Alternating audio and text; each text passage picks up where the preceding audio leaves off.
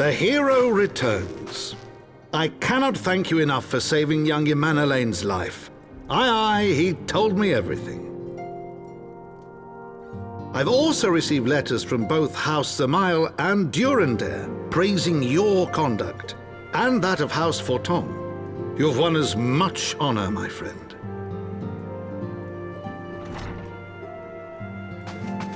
My lord! What is it? Speak. Pray forgive the intrusion, my lord, but I bring grave tidings. Master Alphinaud and Mistress Tataru have been detained on suspicion of fomenting heresy. What? Explain. They were observed entering a tavern in the lower levels on some half-dozen occasions. There, it is claimed, they made a number of inquiries. Inquiries which brought them into contact with certain elements. 'Twas this which prompted a Knight of the Heavensward to demand that they be questioned. Sir Grinno, my lord. Sir Grinno is a brute. An exceedingly accomplished brute, but a brute nonetheless. Alas, he is also a son of House Zamail.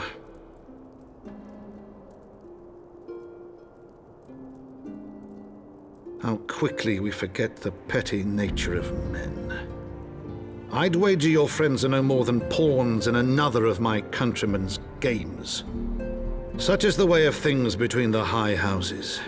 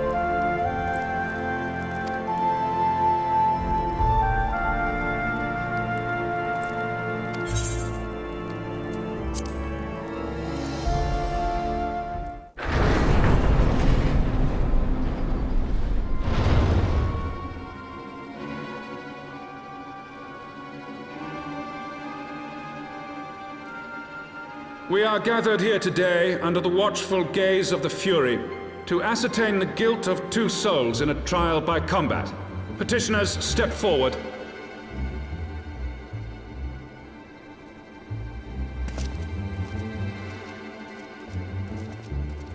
Sir Grinno, for the benefit of all here present, I would ask you to repeat the charges which you have leveled against this man and this woman.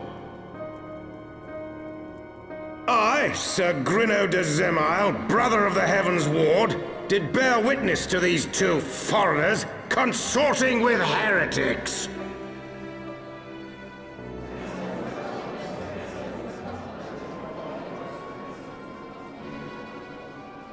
Let the accused step forward.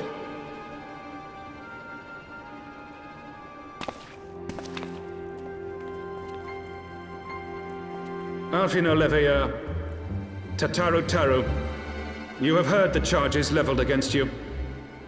Will you take up arms to refute Sir Grinno's claim, and thereby prove your innocence in the eyes of gods and men?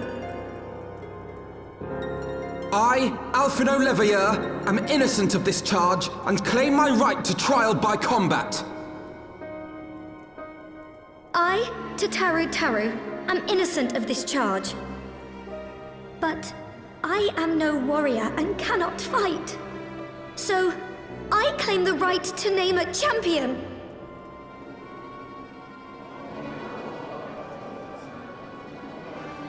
To the old and the infirm, the young and the weak, this right we allow. Very well. Who will stand for this woman?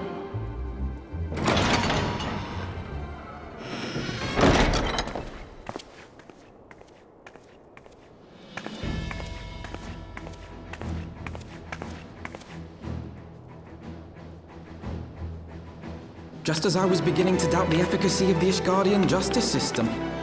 Come, my friend. Let us put an end to this mummer's farce.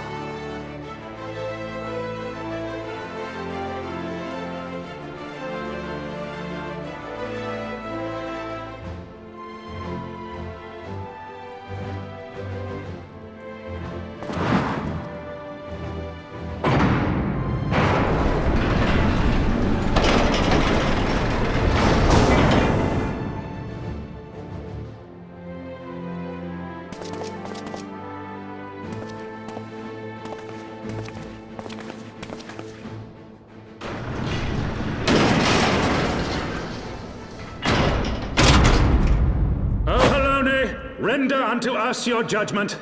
Raise up the righteous, and cast down the wicked.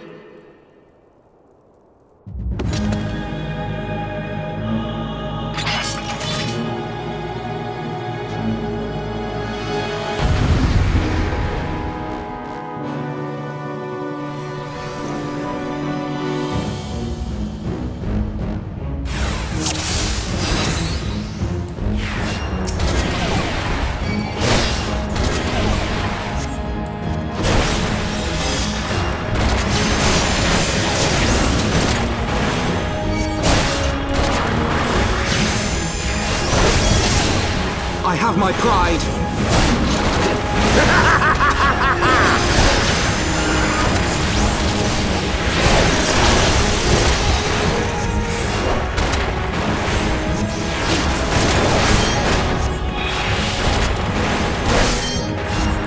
I've got you now. It's over. Hell's take you.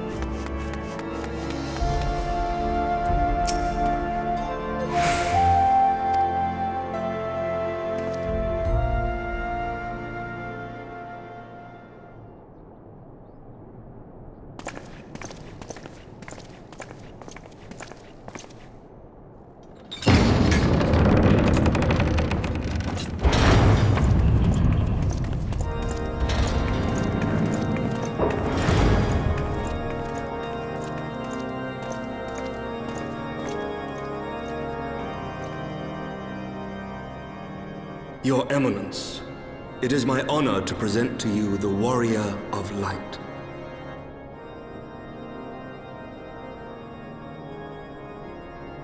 I have heard the tales of your many grand endeavors. The Lord Commander has also been most effusive in his praise. I am Thorin VII, Archbishop of the Ishgardian Orthodox Church, and I bade you come here that I might offer my personal apologies. You will forgive me for not calling upon you as courtesy would dictate, but as you can see, my more sprightly days are long behind me. But I digress. Your companions were wrongly accused of heresy and subjected to gross indignities. This, I am sorry to say, was the result of negligence on the part of our nation's protectors. Negligence born of an excess of zeal. Is that not so, Sir Zephyrin? Yes, Your Eminence. Regrettably, it would appear that we of the Heavensward were in receipt of erroneous information. Sir Grinno has ever been headstrong.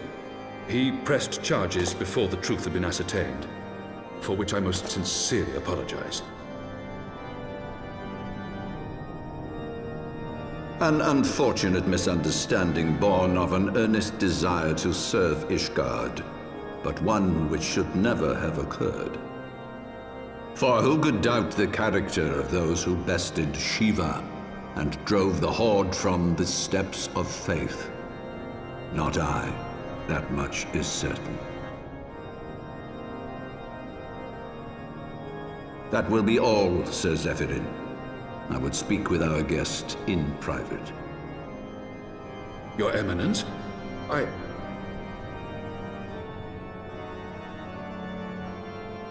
As you wish, Your Eminence.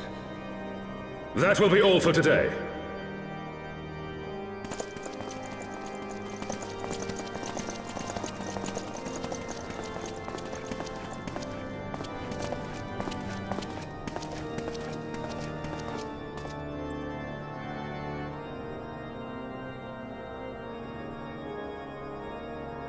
Privacy is a luxury rarely afforded one in my position.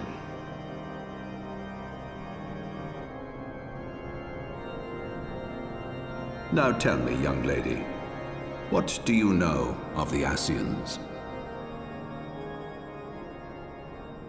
Much and more, I shouldn't wonder, being the bringer of light. You should know that I myself have met with them, have entertained them as guests, even.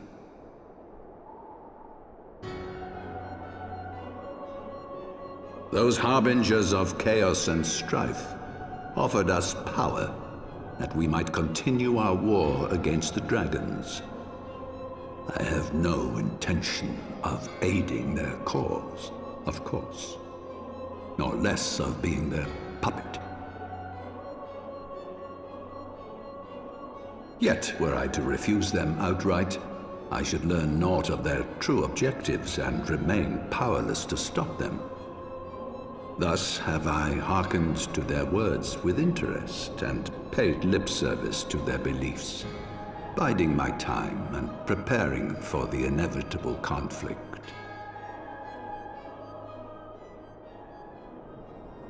And why do I tell you this? Because there is naught in this world they fear more than the power of the Warrior of Light. If we are to rid ourselves of these vile interlopers, we must needs work together. With our combined strength, I have faith that we can wrest Eorzea from their grasp and pave the way for a lasting peace. Think on it.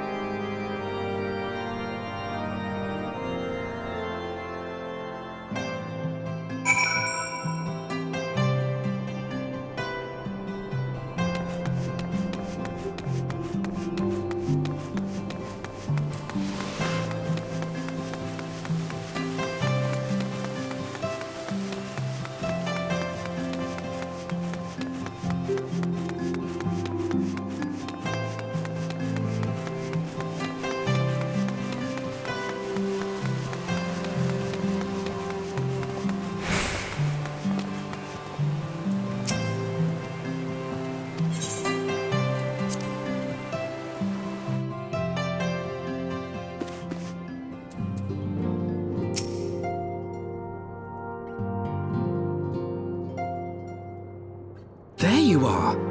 I confess, I was more than a little concerned when I learned that you had been summoned to the vault. What did they want with you?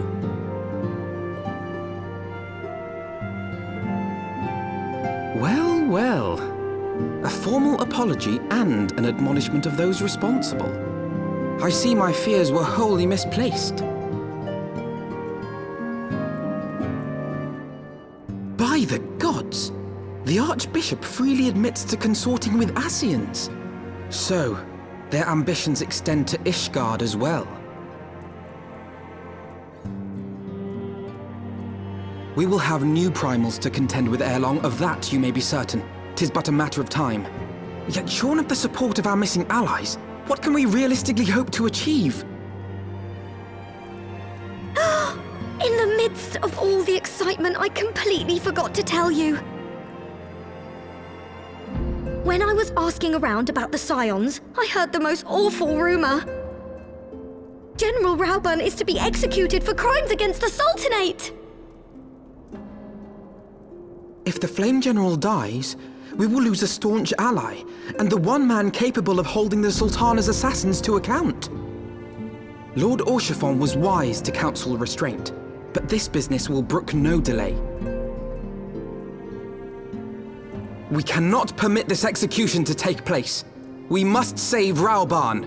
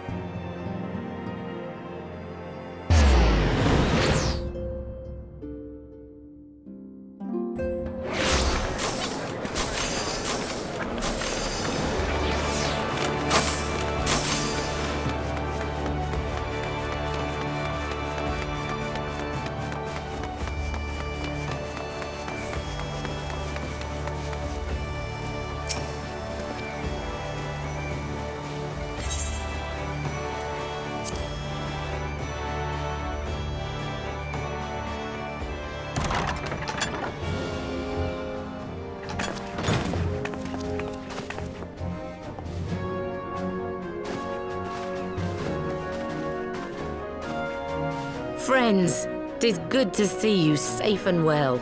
I will admit I had not counted on you seeking, let alone finding refuge within the Holy See, but full glad was I to learn that you had. Thankfully, we had allies there who took us under their wing. And theirs was not the only aid we receive, I suspect.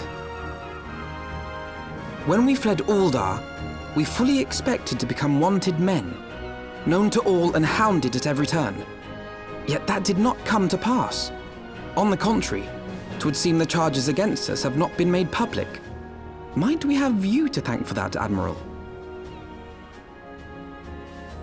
Sharp as ever, Master Alphinaud. On Marshal Terrapin's urging, the Elder Seed Seer and I demanded that the Syndicate suppress news of the Scion's alleged crimes until such time as irrefutable evidence could be found.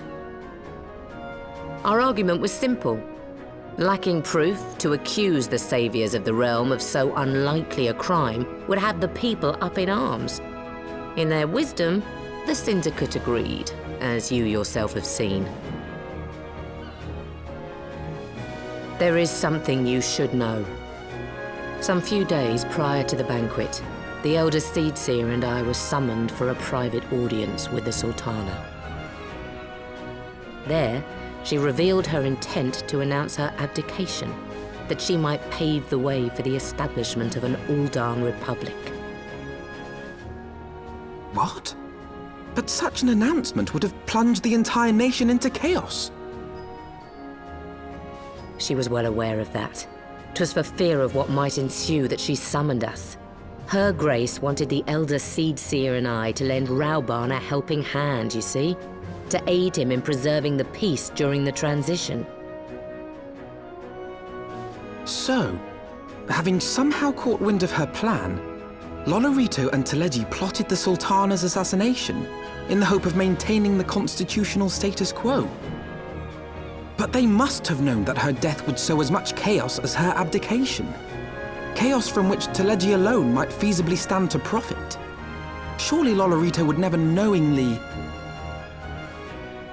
Ah, could it be? I dare not hope.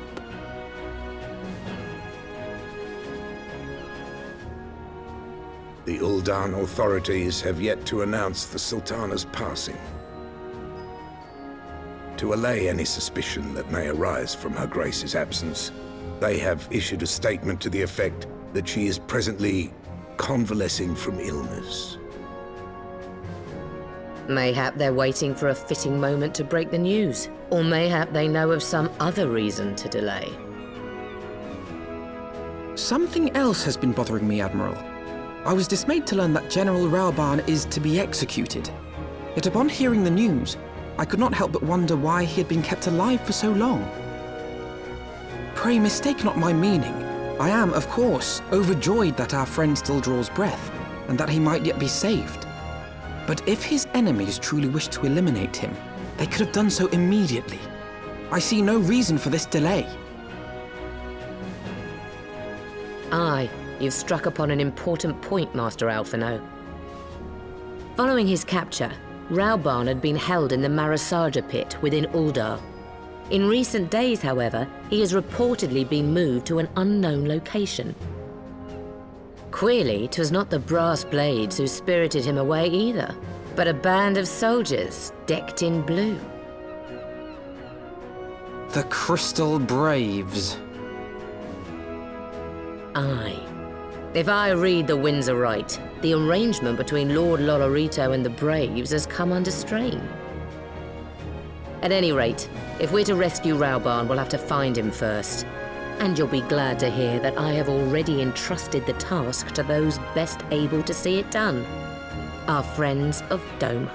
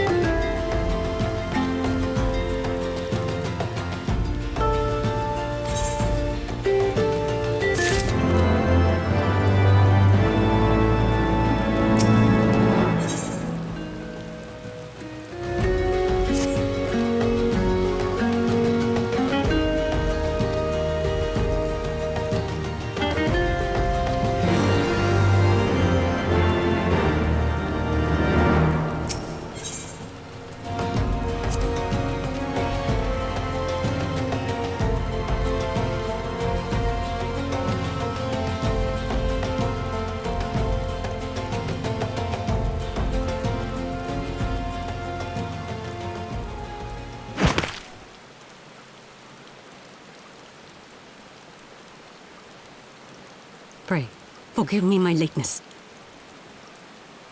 Lady Ugiri! Master Alphinaud, I am pleased to see that the light of resolve shines in your eyes once more. Ah, yes. How pathetic I must have seemed to you when we last met. I am ashamed to recall it. For a time I was well and truly lost. But with the aid of my comrades, I have since refound my purpose, and I shall take care not to misplace it again. Since your escape from Ul'dah, my fellow shinobi and I have shadowed the Crystal Braves every step, in hopes of learning the Scion's whereabouts. Regrettably, our investigation has yet to yield any useful information. Pray, forgive us. You need not apologize, my lady. We are grateful for all that you have done on our behalf. Besides, Raubahn is no less a friend, and we cannot well abandon him to his fate. Hozan, the three of us shall attend to the Flame General's rescue. Pray, draw away the guards by the entrance. Take Dowade and Higiri with you.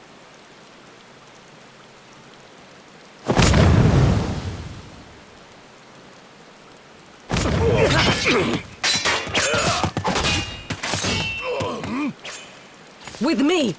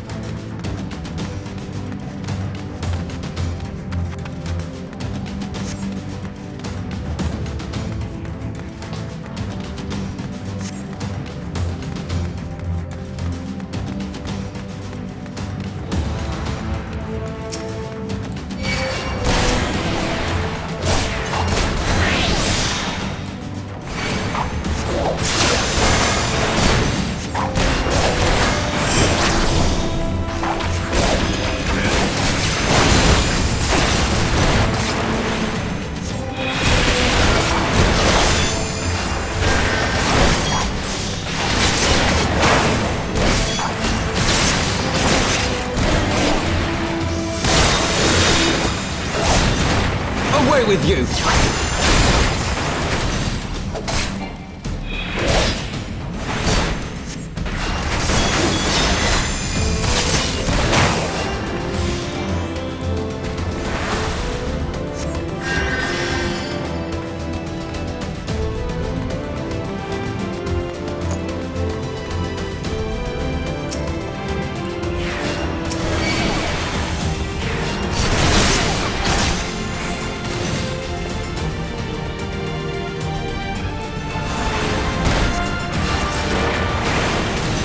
Leave this to me!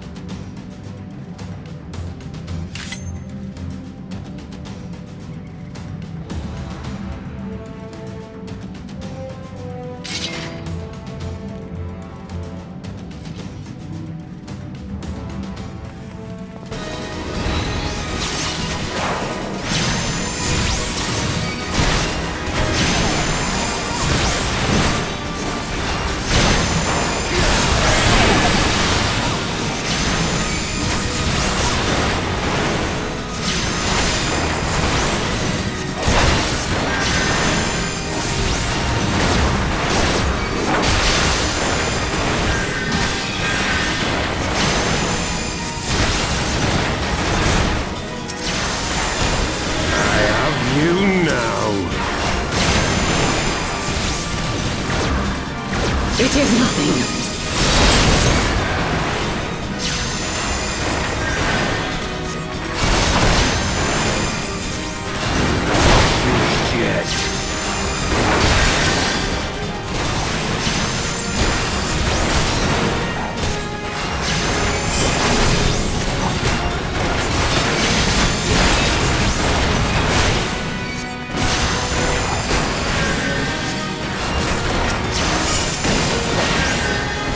Tear you limb from limb!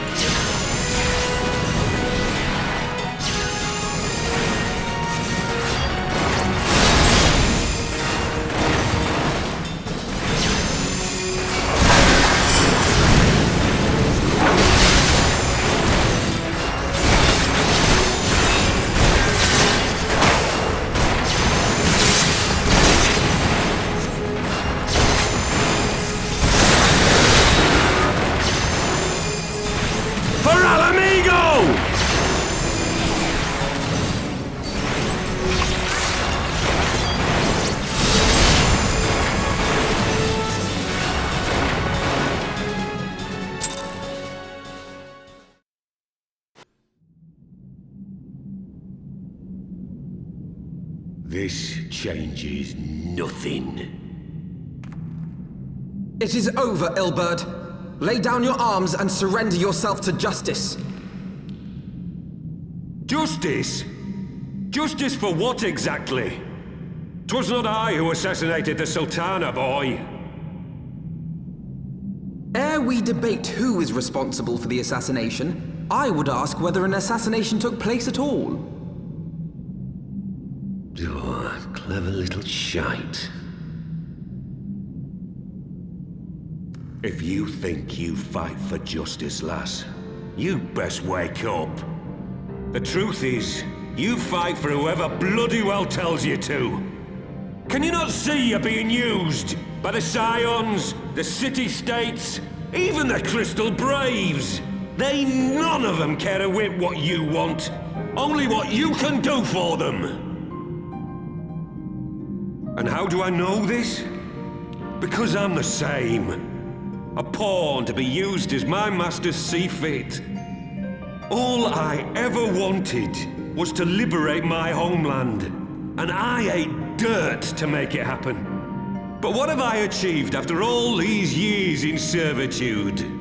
Nothing. Not a bloody thing. If we ourselves are not free to think and to act, how are we ever to reclaim our homeland? Know this. There is nothing I would not give to take back Alamigo. Nothing!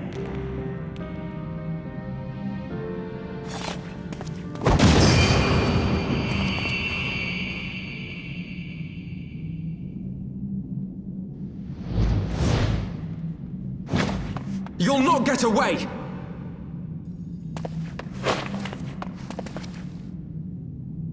No, Master Alphinaud. Now is not the time.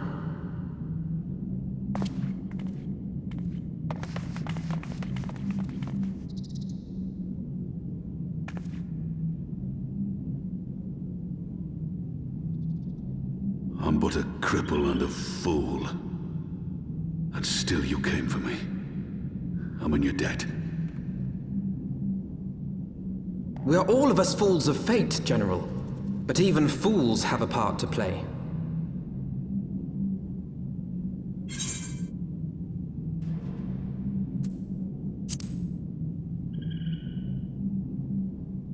Rest assured, I was not planning to die till I'd avenged the Sultana. Still, your words are welcome, lass.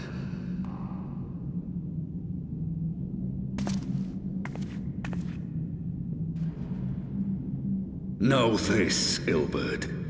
There is nothing I would not give to see you pay for what you've done. My wealth, my arm, my life. Nothing. General, are you aware that Lord Lolorito has yet to announce the Sultana's death to the public? What?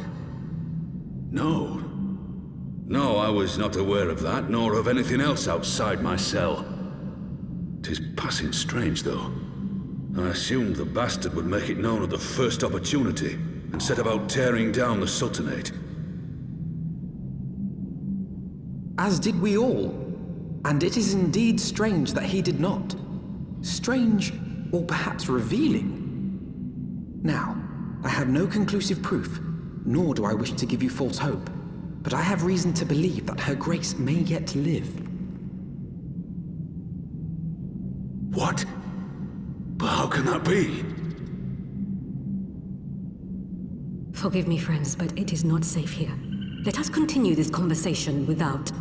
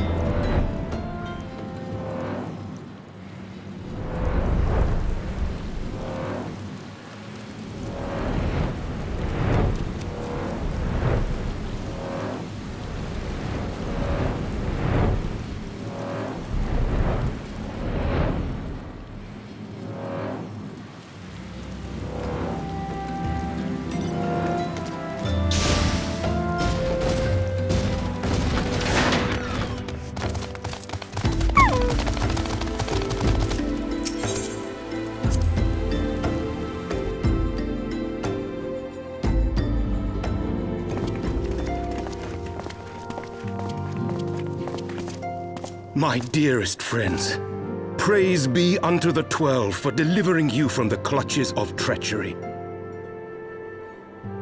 Father! Pippin! My son! And Master Papashan besides! Forgive me, Father. I should have been at Her Grace's side. Save your tears. The Sultana yet lives. You! It was I who arranged this gathering. And judging by your perplexed expressions, it would seem introductions are in order. I am Dulala, head of the Order of Noldthor, and member of the Syndicate. What you said about the Sultana, is it true? Is she alive? Young lady, I understand you were with the Sultana when she drank from the poisoned goblet and collapsed. Would I be correct in assuming that you did not personally verify Her Grace's vital signs? Why ask when 'tis plain you know the answer? Calm yourself, General, and let me finish. The truth is not as you imagine it. You are all victims of a most ingenious ruse. A ruse conceived to eliminate the threat posed by Teleji Adeleji. 'Tis my belief that Teleji plotted the Sultana's assassination alone, but that Lolorito caught wind of his plot and exploited it to his own ends. He sought to manipulate you into eliminating Teleji for him, and you duly obliged. At one fell swoop, he removed his two foremost rivals, all the while remaining above suspicion. God strike me down for a fool. But the Sultana, how can it be that she lives? She lives because Lolorito willed it. Her own lady-in-waiting is but one of his many little birds. By her sleight of hand, the poison was switched for a less deadly draught before it could reach her mistress's lips. Some manner of sedative, perchance, of a potency sufficient to induce a slumber like unto death. Were I to guess, I would say Her Grace is being held somewhere, dreaming dreams of a brighter Uldar, even as we speak. Oh, Nanamo. I will never forgive Lolorito for his part in this. Though Lolorito's hands are far from clean, they did pluck Her Grace from the jaws of death. That must count for something. And though one may call the man's methods into question, it cannot be denied that he knows the value of stability, to the very gill, like as not. He craves power, 'tis true, but he has no desire to depose the Sultana. I had never taken sides in your feud with the monetarists, but it was not for want of concern for our nation's welfare. Indeed, 'twas out of the desire to see order restored that I furnished your Far Eastern friends with information and arranged this gathering.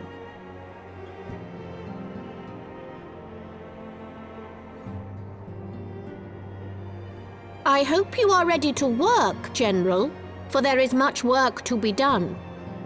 Our first priority must be to bring matters back into balance.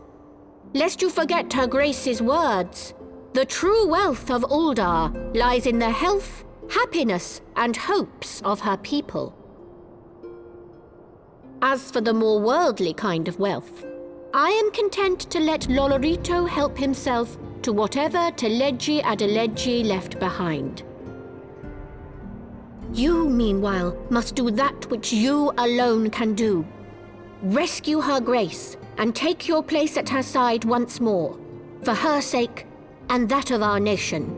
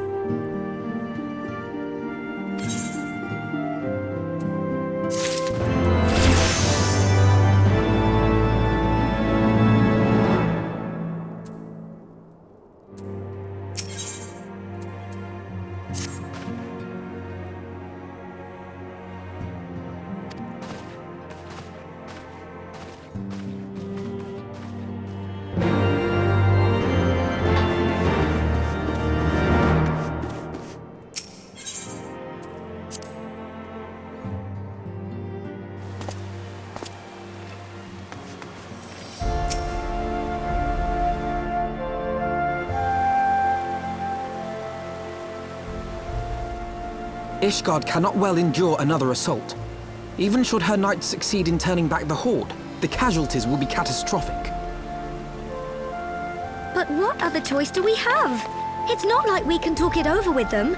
Dragons and men aren't exactly on speaking terms. With certain notable exceptions.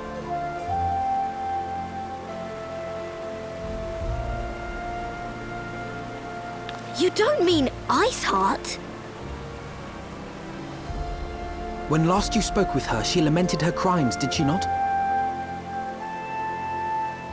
Then there remains a sliver of hope. If we can persuade Iceheart to act as our intermediary, we may yet be able to convince Nidhogg to abandon his bloody course. If there is to be a meeting, I would accompany you. Estinian.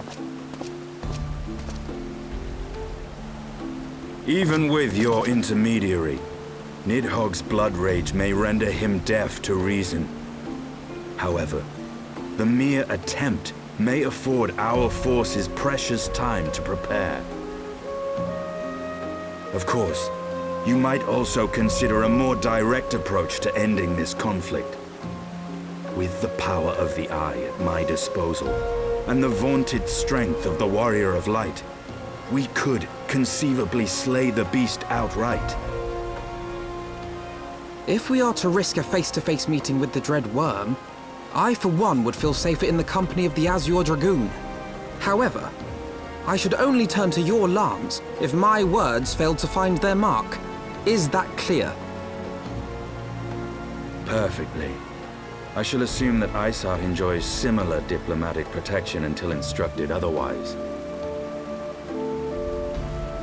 A word of advice. Think carefully before divulging the particulars of this plan to Sir Emmerich. 'Twould not do to have the Lord Commander accused of consorting with heretics. Indeed. I thank you for your counsel, Estinian. We shall be honored to have you with us. I am glad to be of service.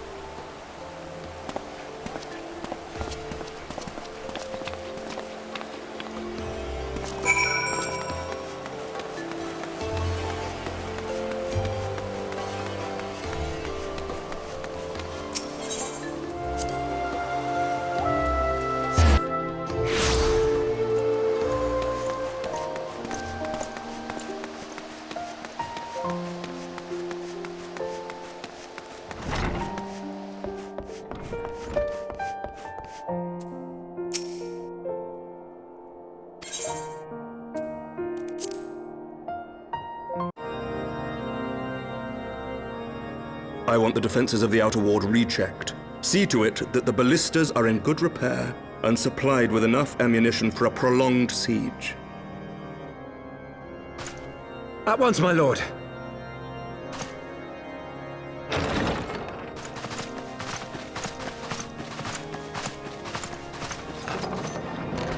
Ah, 'twould seem I have visitors, and unlike those messing beyond our walls, these ones are welcome. Pray forgive us for interrupting you in the midst of your preparations, Sir Emmerich, but our suit concerns the impending assault. To speak plain, we believe there is a chance the invasion might be halted before it even begins.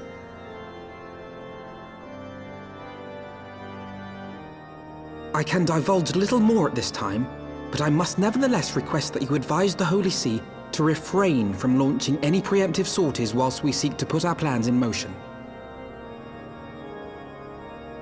I will gladly lend my support to any endeavor that could spare the blood of my countrymen, but I would know more of the cause you would have me champion. Will you not share aught of this mysterious undertaking?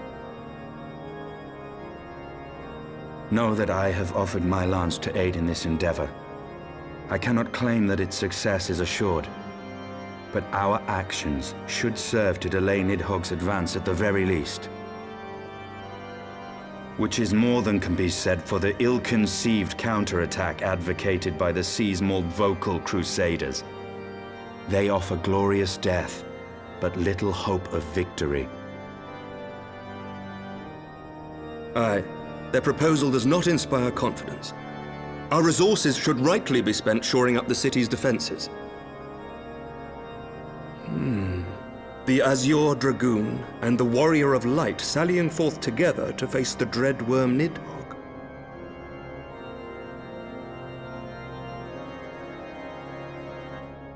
I must admit the mere thought of it does much to dispel my misgivings. Go then, carry out your plan. I shall do what I can for you within the Holy See.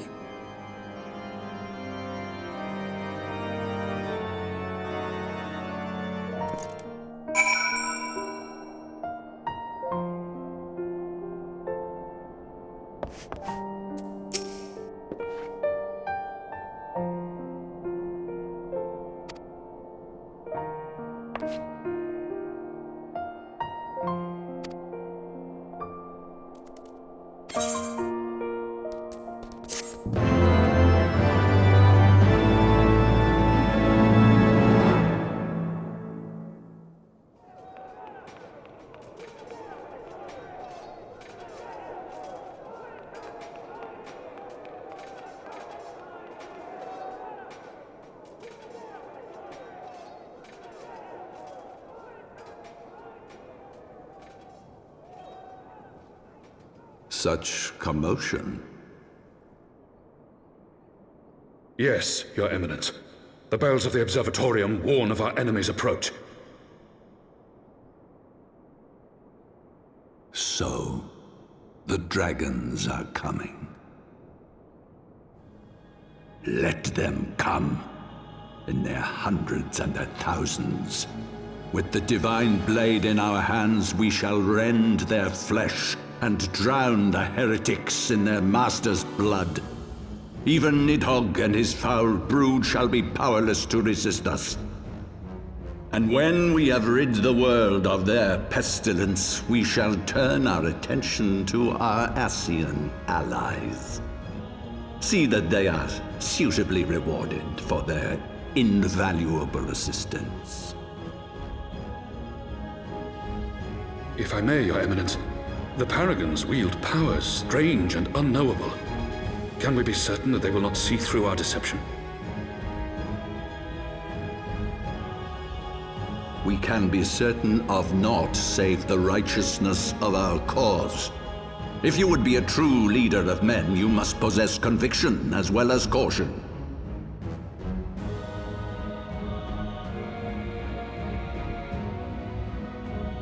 We seek to excise the root of an evil that has blighted us for 1,000 years. The risk is worth the reward. And what of Estinian and this Warrior of Light? They have plans of their own. Leave them to their purpose. We must each play the role we have been given. You and your chosen brothers most of all.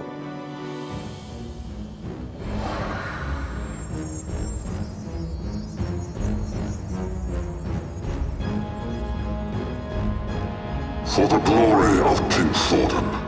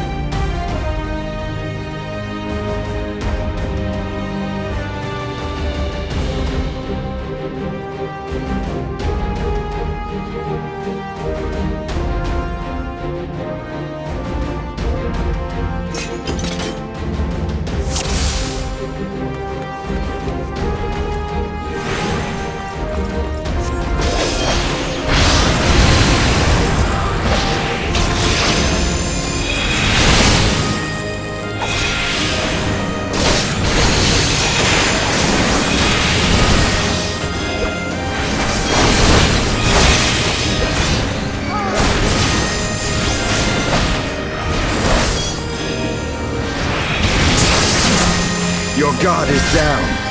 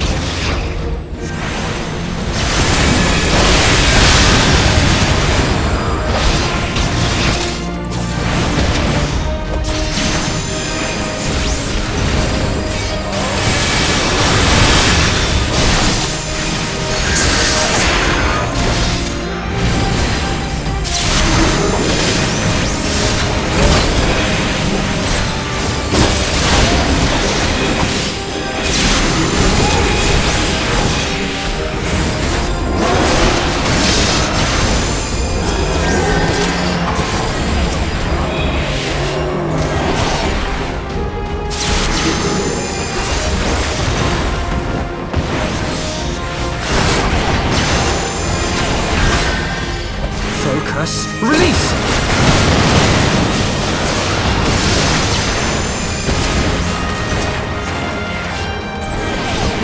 Know your folly.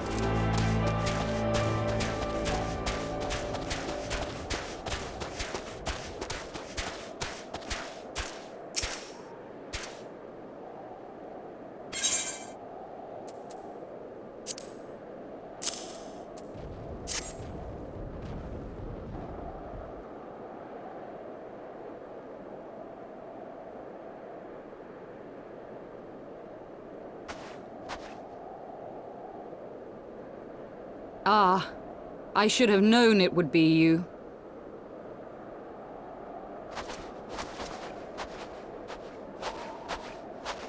Word reached me of a struggle with a small but well-armed band of trespassers. Forgive my comrades their hostility. Few come here uninvited, and fewer still with good intent. Now, tell me why you are here.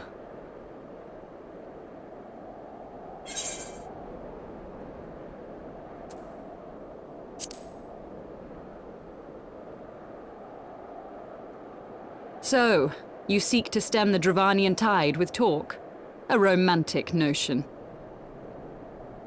If you but knew the truth, the spark which lit the flames of this animosity, you would understand the futility of your quest. Shall I relate it to you? The sordid history my gift has shown me, that which the Holy See has taken such pains to suppress.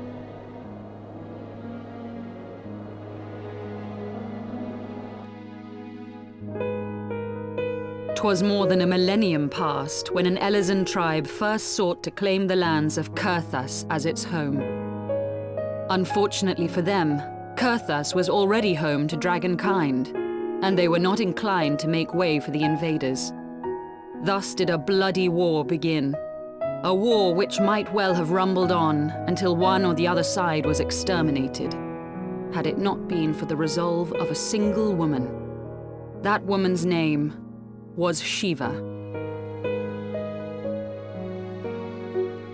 While those around her fought and died, she attempted to parley with the dragons, and in so doing discovered them to be possessed of profound intelligence and reason. The great worm Heresvelgar, in particular, so enchanted Shiva that she found herself growing to love the creature, whom her people considered a monster.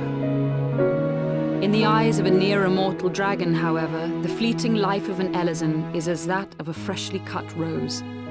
Scarce has the flower bloomed before it begins to fade and wither. Such melancholy musings plagued Heresvelgar, who had found in Shiva an unexpected and beloved soulmate. He knew that all too soon, death would snatch her away from him. Unable to bear the thought of their separation, the maid bid the worm consume her, that their spirits might be entwined for eternity. Though loath to perform the deed, Heresvelgar ultimately gave in to her plea, and soon thereafter the tale of their ill-fated love spread throughout the two warring factions. No more could they raise blade or claw against one another, knowing that the souls of their kin were so inextricably bound.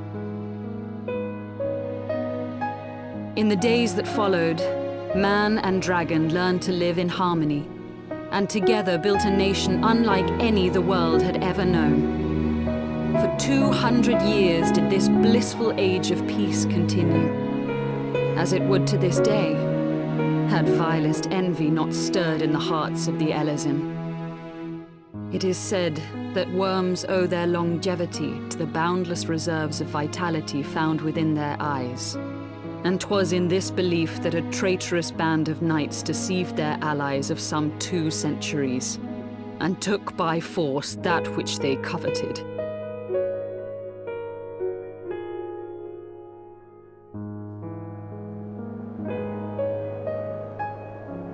Nidhogg, he who now stands poised to unleash his wormlings upon Ishgard, was the great dragon who lost an eye to Elezen treachery. And until he prizes it from the hands of the traitor's progeny, no amount of conciliatory words will stay his fury. You are wrong, Lady Iceheart. Lest you misunderstand, I do not doubt your vision of the past. 'Tis true that Nidhogg greatly desired to reclaim the Eye. Indeed, it was for that very reason that I kept it with me as I roamed the land, attempting to draw him away from the city.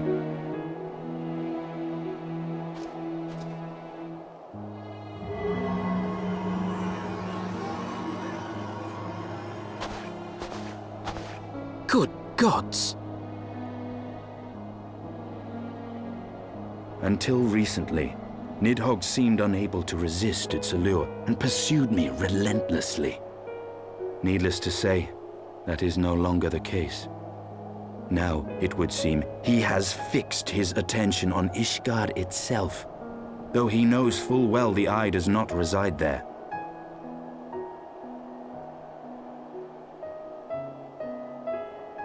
You believe he targets the capital for another reason?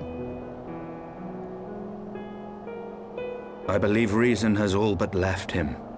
Through the eye, I feel much of what Nidhogg feels, and the dragon's thirst for vengeance will not be quenched by aught less than a sea of blood.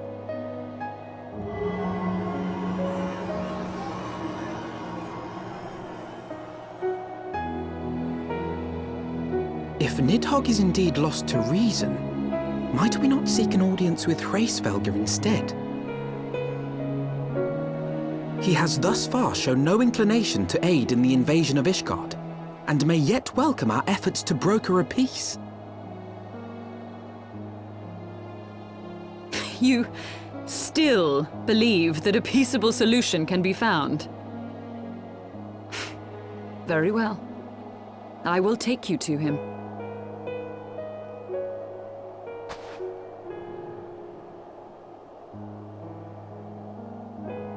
Our road will lead us to Dravania, the homeland of dragonkind. There we shall ascend unto the clouds, where Hreysvelgr resides.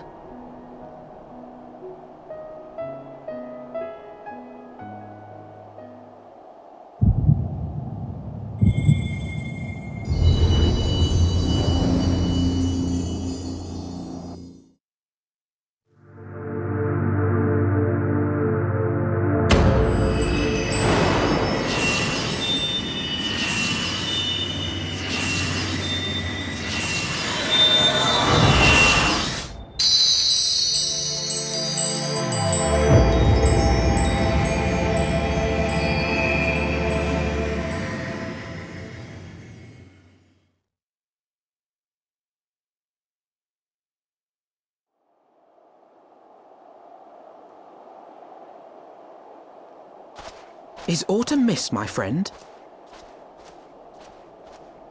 I sense the many battles are beginning to take their toll. Rest a while, and should you lose sight of us, Dravania lies beyond the mountains to the west.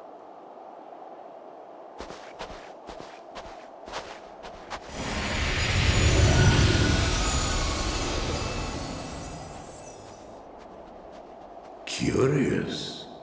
The vestiges of thy mistress's blessing are not as faint as once they were. Thy will to succeed grants thee unusual fortitude. But will it be enough?